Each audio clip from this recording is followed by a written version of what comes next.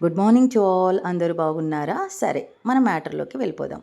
అబద్ధం చాలా తియ్యగా ఉంటుంది. ఈ మాట వినగానే మీ మనసులో ఏమనుకుంటున్నారో నాకు తెలుసండి. మీరు విన్నది నిజమే. నిజంగా అబద్ధం తియ్యగా ఉంటుంది. ఇక్కడ చూడండి, కొంతమంది పిల్లలు స్కూల్‌కి ఏడుస్తూ వస్తారు. ఒక టీచర్‌గా నేను పిల్లలని ఆ ఏడుపు స్టాప్ చేయడం కోసం అబద్ధాలు చెప్తాను. అవి ఎలాంటి అబద్ధాలంటే, "ప్లీజ్ కన్నా ఏడవద్దురా, ఏడవద్దు బంగారు, డ్యాడీ వస్తారు, బండిలో పెట్రోల్ అయిపోయిందంట, నీకోసం బండి తీసుకొస్తారని, అమ్మ నీకోసం చాక్లెట్ తెస్తుందని, నువ్వు ఏడుస్తే బాగోవని, నవ్వితే చాలా అందంగా ఉంటావని, నవ్వితే నీకు స్టార్ మార్క్ వేస్తానని, నీకు కేక్ ఇస్తానని, ఇంటికి త్వరగా పంపిస్తానని, నీకు బొమ్మలు కొనిస్తానని వాళ్ళని ముద్దులు పెట్టి, నవ్వించి, ఆడించి, మోసం చేసి ఎలాగోలా మా దారికి తెచ్చుకుంటాం. ఈ ప్రాసెస్ అంతా అబద్ధమని పిల్లలకి తెలుసు, నాకు తెలుసు, తల్లిదండ్రులుగా మీకు తెలుసు.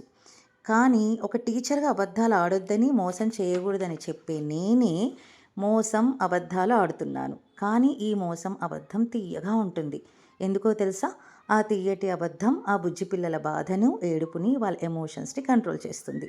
ఇప్పుడు చెప్పండి, అబద్ధం తియ్యగా ఉంటుందా లేదా? ఒకరి బాధను, ఏడుపుని, ఎమోషన్స్‌ని అబద్ధం దూరం చేస్తుంది అంటే అలాంటి అబద్ధం తియ్యగానే ఉంటుంది. మరి ఉంటానండి. సెలవు. ఇట్లు మీ టీచర్ హరిత ట్వింకిల్.